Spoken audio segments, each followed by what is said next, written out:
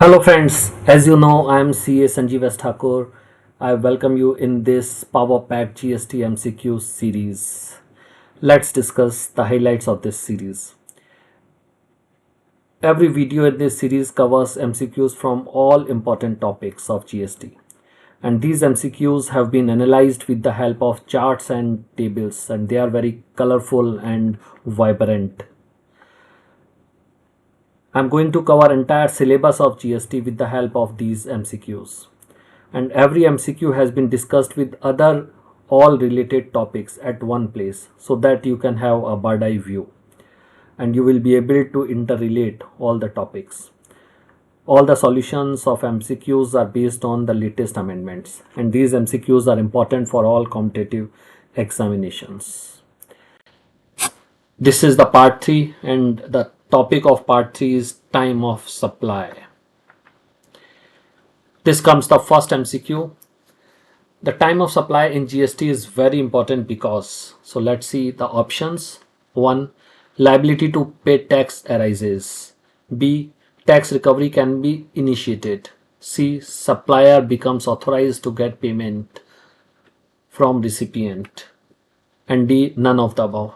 So friends, what happens in case of time of supply? The liability of the supplier arises. So this is important to know the time of liability to pay tax. So A seems to be a correct answer. Let's check the answer. Yes, A is the correct answer. So this is the section plan of the chapter time of supply. There are basically 3 sections. Section 12, which covers time of supply of goods. Section 13 covers TOS of services, and section 14 covers the changes in the rate.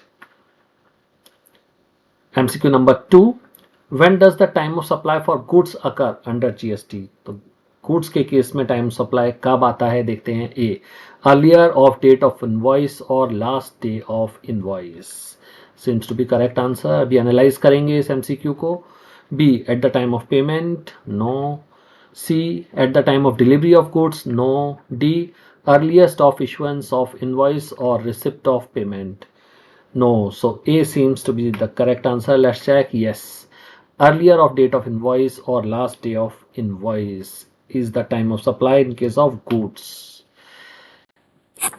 These are all the cases related with the goods. They are covered under section 12.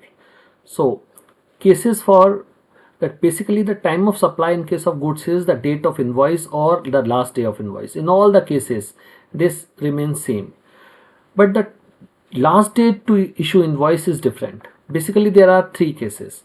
First is normal case, second is continuous supply of goods, and third is goods sent on return or approval basis. तो देखते हैं last date of invoice तीनों cases में क्या होती है. तो पहला, अगर मूवमेंट है, गुड्स में मूवमेंट है, यानी सप्लायर गुड्स को किसी और प्लेस पे रिमूव कर रहा है, तो फिर डेट ऑफ रिमूवल, ऑन और बिफोर डेट ऑफ रिमूवल, इस डेट पे इनवॉइस देना होगा. और अगर नहीं देते हैं तो यही लास्ट डेट मानी जाएगी. और मूवमेंट नहीं है अगर गुड्स में, तो डेट ऑफ डिलीवरी, जिस दिन आपने कस्टमर आया आपकी शॉप पे, सप्लायर ने उसे गुड्स हैंड ओवर कर दिया, that means date of delivery. और मेड अवेलेबल, या आपने उसे अवेलेबल करा दिया. गुड्स पहले से किसी प्लेस पे था, आपने वहीं अवेलेबल करा दिया कस्टमर को, तो क्या होगा, यही डेट होगी जिस डेट तक इनवॉइस इशू करना होगा. इन case of continuous supply of goods क्या होती हैं, जैसे आपके घर में न्यूज़पेपर आता है, तो न्यूज़पेपर आता है तो डेली न्यूज़पेपर आता रहता है, और नेक्स्ट मंथ में वो सक्सेसिव स्टेटमेंट आता है एक, दैट मीन्स जो वेंडर है वो स्टेटमेंट देता है, और फिर स्टेटमेंट या बिल, और उसके बेसिस पे आप पेमेंट करते हैं. तो लास्ट डेट क्या होती है, लास्ट डेट होती है जिस डेट को या तो सक्सेसिव स्टेटमेंट आता है या फिर आप पेमेंट करते हैं. तो दोनों में से जो भी पहले हो, जनरली पहले स्टेटमेंट आता है, नहीं बिल आता है, फिर आप पेमेंट करते हैं, लेकिन पहले पेमेंट भी हो सकता है किसी केस में. तीसरा केस होता है गुड्स सेंट ऑन रिटर्न और अप्रूवल बेसिस. तो ये क्या होता है, जैसे एक सप्लायर है, उनकी शॉप पे कोई पर्सन आए, सपोज एक लेडी आए, और वो लेडी 5 साड़ीज पसंद करना चाहते हैं, लेकिन सप्लायर ने कहा आपके पास 10 है and she is not able to decide, वो डिसाइड नहीं कर पा रही हैं कौन सी अच्छी, उन्हें सारी साड़ीज अच्छी लग रही हैं। तो फिर सप्लायर कहते हैं कि आप इन्हें ले जाइए, अगर पसंद आ जाए तो परचेज कर लीजिएगा, पसंद ना आए तो रिटर्न कर दीजिए। इसे कहते हैं गुड्स सेंट ऑन रिटर्न और approval basis.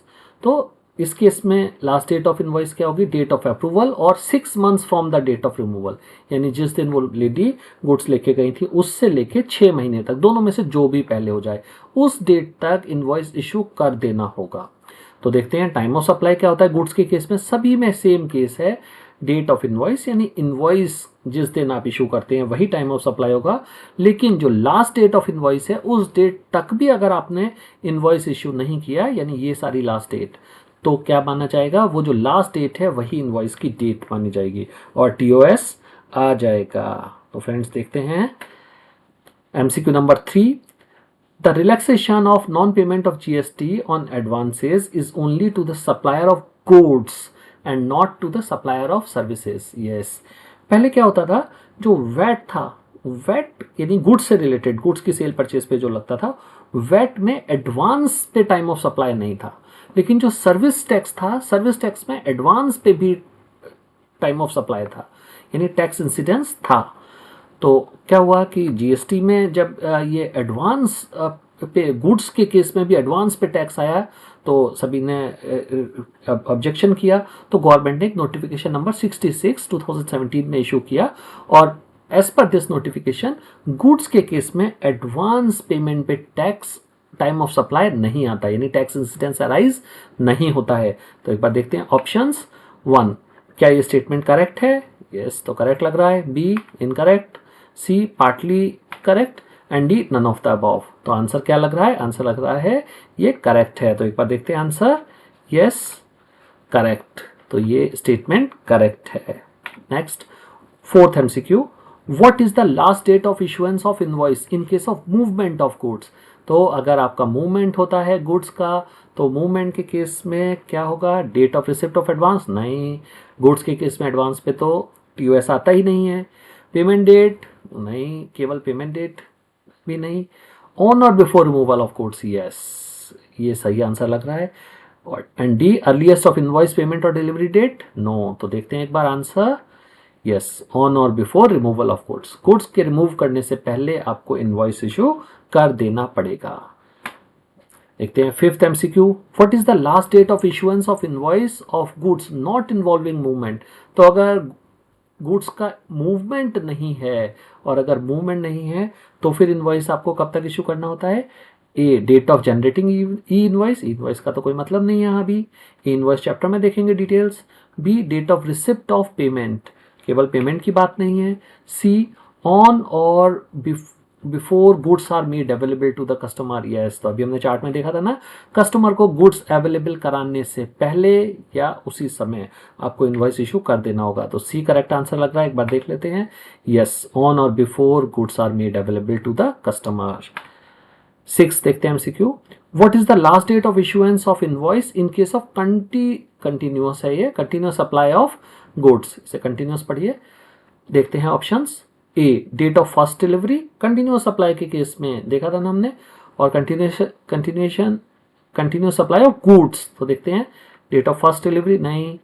B, date of last delivery नहीं। सी, यस, अभी अभी देखा था चार्ट में, date of statement of account और date of payment whichever is earlier, जो भी पहले हो। जनरली स्टेटमेंट पहले आता है, जैसे न्यूज़पेपर है, जैसे मिल्क आता है आपके घर में, पूरे महीने में मिल्क सप्लाई होती रहती है, और फिर मिल्क वेंडर मंथ एंड के बाद नेक्स्ट मंथ के बिगिनिंग में स्टेटमेंट देते हैं, और उस स्टेटमेंट के बेसिस पे आप पेमेंट करते हैं। तो पेमेंट या वो स्टेटमेंट जो भी पहले हो, तभी क्या हो जाएगा? Time of supply.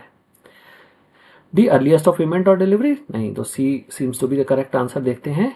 Yes, date of statement और अकाउंट ऑफ अकाउंट और date of payment whichever is earlier. Yes. 7th, what is the last date of issuance of invoice in case of goods send on approval और return? तो हमने देखा था ना, approval और return में वो लास्ट डेट क्या होती है इनवॉइस की?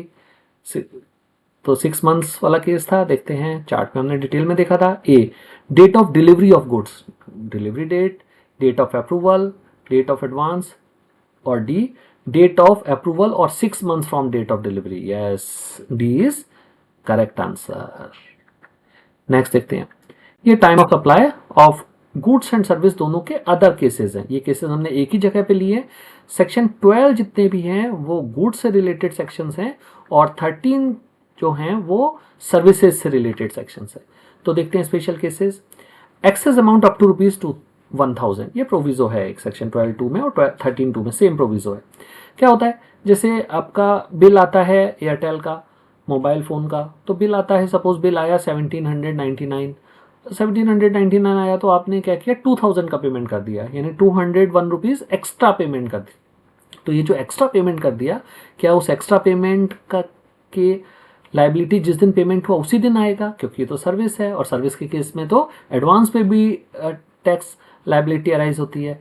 तो इस केस में अगर 1000 रुपये तक का अमाउंट है तो फिर डेट ऑफ इनवॉइस टीओएस रहेगा, यानी एडवांस जो किसी कस्टमर ने पे कर दिया वो टीओएस नहीं रहेगा, क्योंकि ऐसे सर्विसेज में छोटा छोटा एडवांस तो लोग दे देते हैं।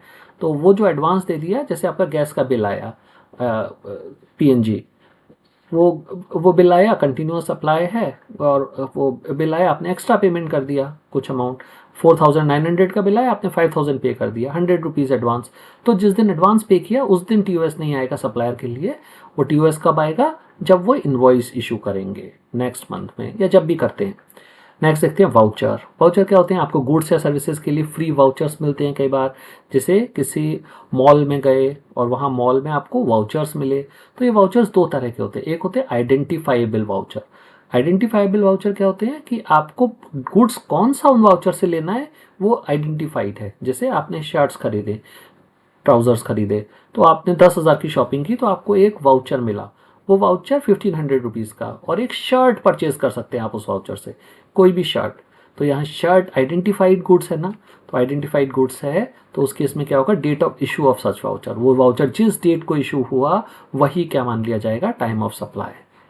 अगर अनआइडेंटिफाइबल है, जैसे 1500 रुपये का वाउचर मिल गया, आप कुछ भी परचेज कर सकते हैं, anything, any commodity which is available in that mall और store as per your choice, तो फिर क्या होगा, अगर ऐसा है कोई भी गुड्स परचेज कर सकते हैं, तो फिर date of redemption of such voucher, जिस दिन आप वो वाउचर लेके जाएंगे और वो गुड्स परचेज करेंगे उस दिन टीओएस आएगा।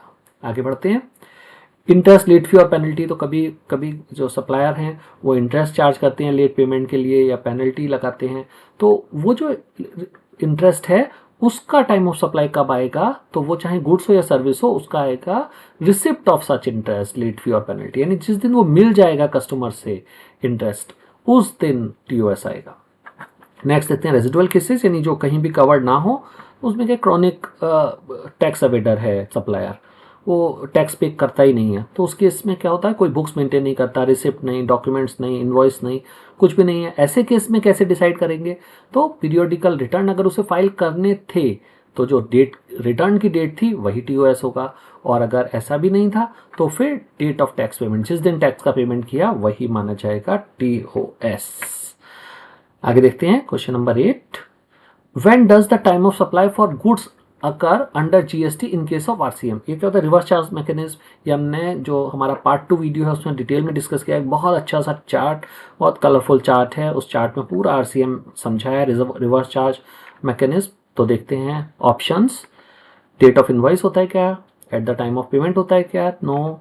सी, at the time of delivery of goods, no. D, earliest of receipt of goods और डेट ऑफ पेमेंट और 31st day from the invoice raise by the supplier. इन तीनों डेट्स में से जो भी सबसे पहली डेट हो, जो भी अर्लीस्ट हो।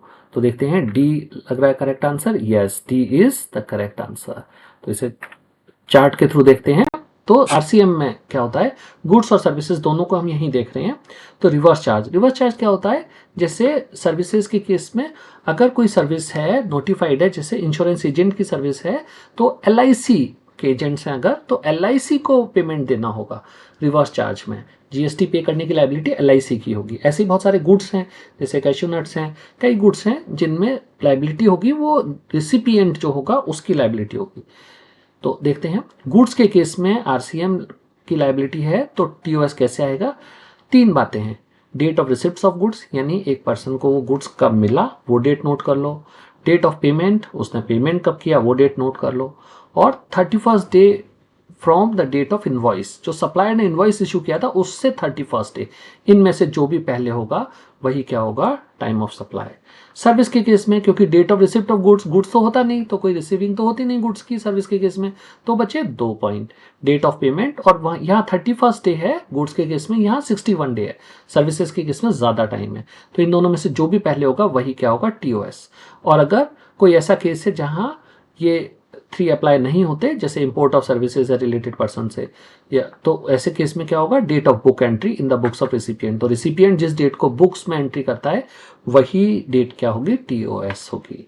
तो 9th क्वेश्चन देखते हैं, in case of vouchers of identifiable, identifiable देखा था हमने जैसे शर्ट वाला example, when is the time of supply determined, तो आइडेंटिफाइबल के केस में क्या होता है, date when voucher is redeemed, no, date of issue of voucher, yes, C invoice date, no, earliest of invoice और पेमेंट, नो, तो क्या लग रहा है, B is the correct answer.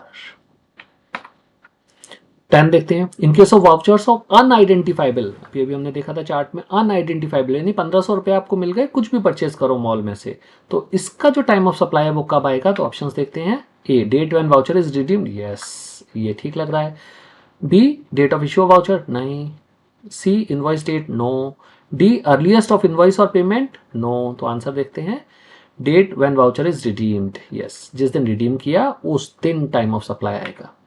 11th, what is the time of supply in case of delayed payment like interest और penalties, हमने देखा था ना डिलेड पेमेंट चार्ट में, तो डिलेड पेमेंट के केस में क्या होता है, टाइम ऑफ सप्लाई कब आता है, जिस दिन इंटरेस्ट और पेनल्टी रिसीव होती हैं। एक बार ऑप्शंस देखते हैं, date of invoice, no, B when such payment is received, no, yes when such payment is received, यही लग रहा है B correct answer, C at the time of delivery of goods, तो सी भी नहीं, D earliest of receipt of goods और date of payment, no, तो देखते हैं answer, yes B is correct answer when such payment is received.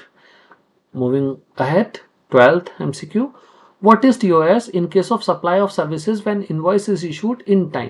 यानी अब आ रहा है सर्विसेज का केस, इसे भी चार्ट के थ्रू देखेंगे, एक बार फर्स्ट MCQ देख लेते हैं। तो सर्विसेज के केस में तो एडवांस पेमेंट पे भी टैक्स आता है ना, तो देखते हैं एक बार options, A date of invoice, no, A B होना चाहिए, date of receipt of payment, no, C earliest of date of invoice of receipt of payment, yes C हमें लग रहा है correct answer, D none of the above, तो एक बार देखते हैं, yes earliest of date of invoice और रिसिप्ट ऑफ पेमेंट। ये है चार्ट पूरा, ये है time of supply of services section 3। तो देखते हैं नॉर्मल केसेस, वहां पे 3 केसेस थे, एक केस और था अप्रूवल और रिटर्न, तो यहाँ तो अप्रूवल सप्लाई सर्विस में तो ऐसा होता नहीं कि अप्रूवल करो और सर्विस और रिटर्न कर दो, तो सर्विस तो गई तो रिटर्न नहीं होती, तो सर्विसेज के केस में ऐसा नहीं होता, वो गुड्स के केस में होता है। तो गुड्स में 3 केसेस थे, यहाँ केवल 2 केसेस हैं। तो नॉर्मल केस में क्या होगा, अर्लियर ऑफ 3 बातें हैं, 30 डेज फ्रॉम सप्लाई और 45 डेज फ्रॉम सप्लाई, ये लास्ट डेट ऑफ इनवॉइस, यानी इनवॉइस आपको कब तक इशू कर देना है। तो गुड्स के केस में टाइम नहीं मिलता, गुड्स के केस में रिमूवल जिस दिन किया उसी दिन या उससे पहले इनवॉइस इशू करना होता है। सर्विसेज सप्लाई कर दिया आपने तो आपको टाइम मिलता है कितना, इनवॉइस इशू करने के लिए 30 दिन जनरल, और अगर बैंक्स और फाइनेंशियल इंस्टीट्यूशंस हैं तो उन्हें मिलते हैं 45 डेज। क्लियर, तो ये लास्ट डेट है इनवॉइस की। और TOS क्या होता है, डेट ऑफ इनवॉइस यानी जिस दिन आपने इनवॉइस इशू किया, या लास्ट डेट ऑफ इनवॉइस, और रिसिप्ट ऑफ पेमेंट, तो रिसिप्ट या आपको पेमेंट मिल गया। फिर देखते हैं कंटिन्यूअस सप्लाई ऑफ सर्विस, इसमें 3 केसेस हैं। अगर तो कंटिन्यूअस सप्लाई ऑफ सर्विस, जैसे आप कोई हाउस कंस्ट्रक्ट करा रहे हैं, तो हाउस कंस्ट्रक्ट करा रहे हैं किसी से, फ्लैट कंस्ट्रक्ट करा रहे हैं, बिल्डर है, तो वहाँ पे केसेस हो सकते हैं इस तरह की सप्लाई में। कंटिन्यूअस सप्लाई ना, वो कंटिन्यूअस मकान बना रहा है, तो देखते हैं पेमेंट डेट इज सर्टेन, अगर पेमेंट डेट डिसाइडेड है कि 7th ऑफ नेक्स्ट मंथ को पेमेंट करना होगा, 7th ऑफ एवरी मंथ या 7th ऑफ एवरी क्वार्टर, ऐसे डेट डिसाइड है, या payment date is not certain, payment date decide नहीं है, या कंप्लीशन इवेंट डिसाइडेड है। तो ऐसे केस में क्या करेंगे, अगर पेमेंट डेट डिसाइड है तो फिर ड्यू डेट, जो भी ड्यू डेट है, जैसे 7th ऑफ नेक्स्ट मंथ है तो 7 जैसे ही आएगी तो उस दिन से पहले इनवॉइस इशू करना होगा। पेमेंट डेट डिसाइड नहीं है लेकिन कस्टमर पेमेंट कर देता है, पेमेंट आ गया कस्टमर से, तो फिर जिस दिन पेमेंट रिसीव हो गया वही क्या होगा, इनवॉइस की डेट। और इवेंट अगर डिसाइडेड है, यानी आपका कॉन्ट्रैक्ट ऐसा है जो इवेंट बेस्ड है, जैसे 10% कंस्ट्रक्शन हो गया तो फिर 10% पेमेंट होगा, 20% कंस्ट्रक्शन कंप्लीट हो गया तो 20% पेमेंट होगा। तो कंप्लीशन ऑफ इवेंट या इवेंट डिसाइडेड है कि फर्स्ट फ्लोर हो गया, सेकंड फ्लोर हो गया, थर्ड फ्लोर हो गया, तो फर्स्ट फ्लोर हो गया तो 10% देना होगा, सेकंड फ्लोर भी हो गया तो 20 देना होगा। तो वो जो इवेंट है फर्स्ट फ्लोर कंप्लीट हो गया वही क्या होगा, इनवॉइस की लास्ट डेट। और फिर देखते हैं टीओएस क्या होता है, डेट ऑफ इनवॉइस और receipt date, date of invoice और रिसिप्ट डेट, यही होता है। तो टीओएस देखते हैं, इनवॉइस ये वाला पहला केस था जब इनवॉइस टाइम से इशू हो गया, यानी ये जो 30 और 45 डेज है उससे पहले पहले हो गया। अगर इनवॉइस इशू हो गया तो ये वाला केस, अगर इशू नहीं हुआ इनवॉइस टाइम से तो फिर यहाँ जो डेट ऑफ इनवॉइस है, क्योंकि इनवॉइस तो टाइम से आया ही नहीं ना, तो इनवॉइस नहीं आया तो क्या होगा, डेट ऑफ कंप्लीशन, जिस दिन आपने सर्विस कंप्लीट की उसी दिन टीओएस माना जाएगा। इसमें आईसीएआई का एक क्लैरिफिकेशन है कि डेट ऑफ कंप्लीशन का मतलब जो कॉन्ट्रैक्ट में कंप्लीशन डेट थी वही डेट मानी जाएगी। आगे बढ़ते हैं। 13 MCQ, what is the TOS in case of supply of services when invoice is not issued in time? तो देखा ना, इनवॉइस अगर टाइम पे इशू नहीं किया तो इनवॉइस इशू नहीं किया तो कंप्लीशन ऑफ सर्विस होता है ना। देखते हैं, A date of invoice no, date of receipt of payment no, earliest of date of completion of service or receipt of payment, yes, C seems to be the correct answer, D none of the above। तो देखते हैं एक बार answer, yes, C is the correct answer।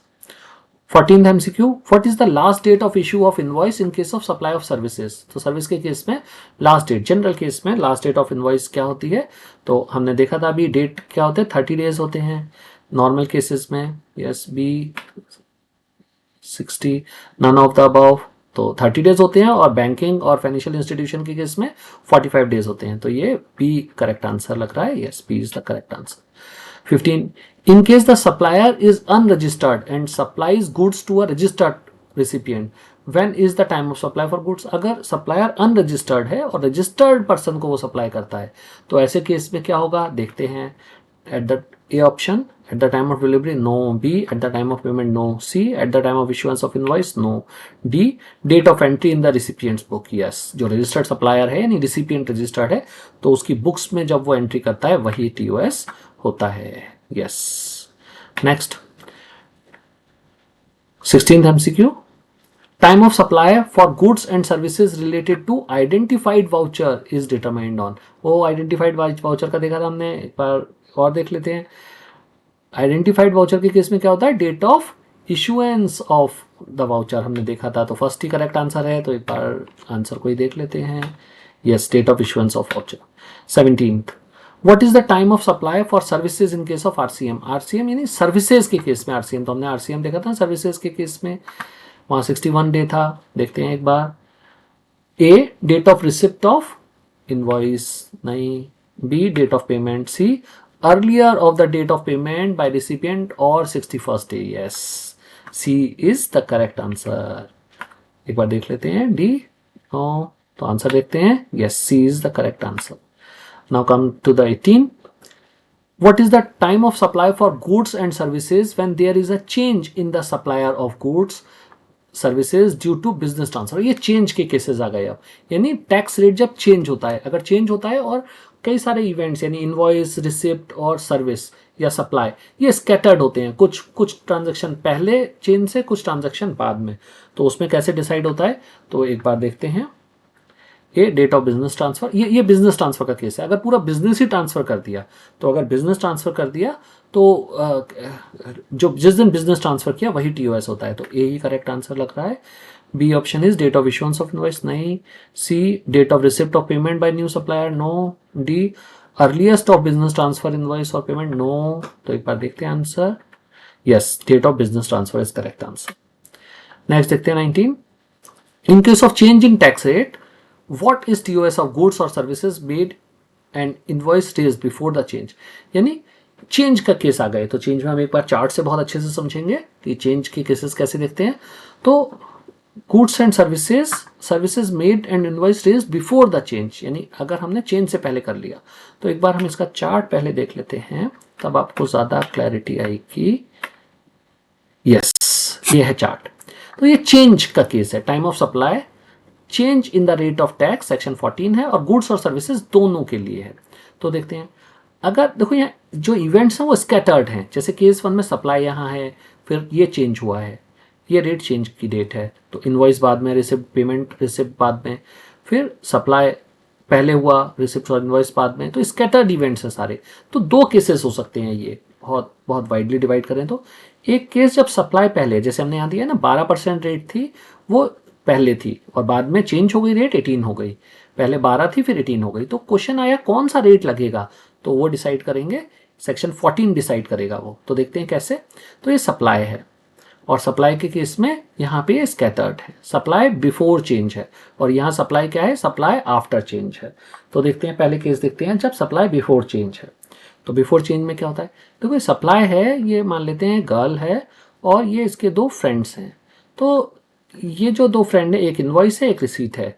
तो ये जो girl है इसके पास जो पहले आएगा, आए तो दोनों चेंज के बाद में, गर्ल तो पहले आ गई चेंज से, और ये जो फ्रेंड है वो फ्रेंड में दोनों बाद में आए, तो दोनों बाद में आए, लेकिन दोनों में से पहले कौन आया, इनवॉइस। तो जो पहले आया उसे प्रायोरिटी मिलेगी, यानी रेट क्या होगा, इनवॉइस, ये वाली डेट होगी जो रेड कलर से हमने दिया है ना, ये टीओएस होगा। इस केस में क्या हुआ, इनवॉइस बाद में आया लेकिन रिसीट पहले आ गया, तो जो भी पहले आया इन दोनों में से, यानी रिसीट पहले आई तो फिर ये जो रिसीट है वही क्या होगा, टीओएस होगा, यानी बाद वाला रेट। फिर देखते हैं यहाँ पे एक पहले एक बाद में, यानी एक फ्रेंड पहले आया एक बाद में आया, तो ऑब्वियसली जो पहले आया वही प्रिवेल करेगा। तो रिसिप्ट पहले हुई इनवॉइस बाद में, तो क्या होगा, रिसिप्ट इज टीओएस। यहाँ इनवॉइस पहले रिसिप्ट बाद में, तो इनवॉइस यानी जो भी रेड कलर से हमने शो किया है वही क्या होंगे, टीओएस। अब देखते हैं सप्लाई चेंज, रेट चेंज होने के बाद में की और बाकी स्कैटर्ड है, इनवॉइस पहले रिसिप्ट बाद में ऐसे है। तो इनवॉइस पहले आया क्योंकि सप्लाई जब लेट आई है तो फिर ये जो गर्ल है वो किसे प्रेफर करती है, लेट वाले को। तो सप्लाई लेट अगर हो गई तो फिर ये यहाँ कौन, रिसिप्ट, जो रिसिप्ट है लेट, तो रिसिप्ट टीओएस होगा। इनवॉइस पहले है रिसिप्ट बाद में तो रिसीट होगा, और यहाँ रिसिप्ट पहले है इनवॉइस बाद में है तो जो लेट है वही होगा। क्योंकि एक पहले आया है फ्रेंड एक बाद में आया है, तो पहले और बाद में किसे प्रेफरेंस मिलेगा, बाद वाले को मिलेगा, क्योंकि सप्लाई खुद लेट है। लेकिन अगर दोनों ही पहले आ गए हैं, दोनों ही सप्लाई से पहले आ गए हैं, तो डिसाइड करना पड़ेगा, क्योंकि दोनों ही पहले आए हैं ना, तो फिर दोनों में से जो पहले आया है, तो इनवॉइस पहले आया तो इनवॉइस टीओएस होगा, और रिसीट पहले हुई तो फिर रिसीट टीओएस होगी। क्लियर, आई थिंक इस चार्ट से क्लियर होगा। अब देखते हैं वो क्वेश्चन। तो देखो यहाँ क्या हुआ, in case of change in tax rate what is TOS of goods और services made and invoice raised before the change, यानी हमने क्या किया, पहले कर दिया। तो अगर पहले किया तो apply the old rate, old tax rate to the supply. Next देखते हैं, in case of change of tax rate what is TOS of goods और services made and invoice raised after the change. अगर change के बाद में किया, तो change के बाद में किया तो कौन सा रेट आएगा, फिर देखते हैं, ओल्ड रेट आएगा क्या, न्यू रेट आएगा, यस न्यू रेट आएगा। एवरेज आएगा नहीं, एवरेज जैसा कुछ नहीं होता। No taxes applicable, tax applicable ही नहीं होगा, ऐसा होगा क्या, नहीं। तो देखते हैं आंसर न्यू रेट, तो apply the new tax rate to the supply, yes. Okay friends, ये थे MCQs related with TOS with the colourful and vibrant charts and graphs. I think ये वीडियो आपको अच्छा लगा होगा, और अगर ये वीडियो अच्छा लगा तो इस वीडियो को लाइक कीजिए। कमेंट में आप और कौन से टॉपिक पे वीडियो देखना चाहते हैं वो कमेंट करें, आपको ये कैसा लगा वीडियो वो भी कमेंट करें। अपने और फ्रेंड्स के साथ ये शेयर कर सकते हैं, और अगर अभी तक आपने चैनल सब्सक्राइब नहीं किया है तो इस चैनल को सब्सक्राइब कर लें, जिससे कि जो भी नया वीडियो आए तो आपके पास उसका एक मैसेज आ जाए। Okay friends, thanks for watching this video. एक नए वीडियो के साथ मिलते हैं बहुत जल्दी, तब तक के लिए जय हिंद जय भारत।